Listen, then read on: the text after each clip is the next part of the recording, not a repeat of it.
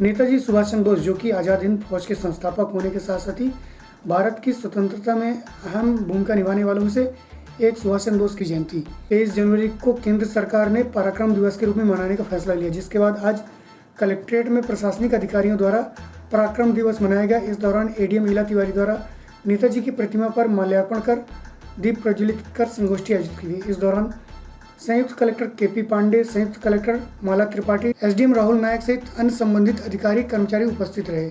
सुभाष चंद्र बोस एक क्रांतिकारी नेता थे और वो किसी भी कीमत पर अंग्रेजों से किसी भी तरह का कोई समझौता नहीं करना चाहते थे। उनका एकमात्र लक्ष्य था कि भारत को आज़ाद कराया जाए। शुरुआत में नेताजी महात्मा गांधी जी के साथ देश को आज़ाद कराने की मुहिम में जुड़े, लेकिन बाद में उन्होंने अलग होकर वर्ष 1939 में फॉरवर्ड ब्लॉक की स्थापना की।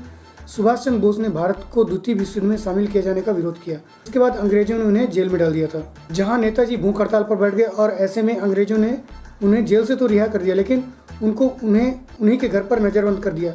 इस दौरान सुभाष चंद्र बोस जर्मनी भाग गए और वहां जाकर युद्ध मोर्चा देखा और साथ ही युद्ध लड़ने की ट्रेनिंग भी ली। यही नेताजी ने सेना का गठन भी किया और जब वो जापान में थे तो आज़ाद हिंद फौज के संस्थापक रास बिहारी बोस ने उन्हें आमंत्रित किया।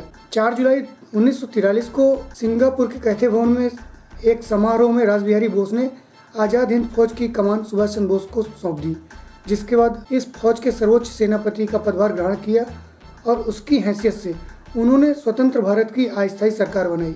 साथ ही उन्होंने युवाओं को प्रेरित करते हुए कहा था, तुम मुझे खून दो, मैं तुम्हें आज़ादी दूंगा। डिटेल में बताया। आज सुभाष चंद्र बोस जी की 125वीं जयंती है। उनका जन्म आज ही के दिन 23 जनवरी को 1897 में हुआ था और उनके जो पिता थे वो भी बहुत बड़े राष्ट्रवादी थे, वो वकील थे। और जब उन्होंने देखा कि भारतवर्ष में अंग्रेजों के द्वारा क्रूरता की जा रही है तो उन्हें जो उपाधि दी गई थी उन्होंने वो उपाधि लौटा दी। और उसी समय से सुभाष चंद्र बोस जी के मन में आया कि मुझे राष्ट्र के लिए कुछ करना है।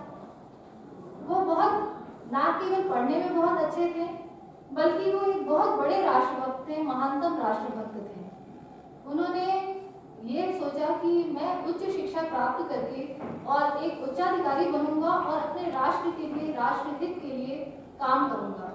इस एक कार्य से ही लाखों लाख युवा उनके साथ हो गए थे और उनके द्वारा जब कांग्रेस का इलेक्शन लड़ा गया था तो इतनी उनकी महत्ता थी, इतनी पॉपुलैरिटी थी कि उन्होंने बहुत महात्मा गांधी को उन्होंने फाइट दी थी और वो विजयी थे।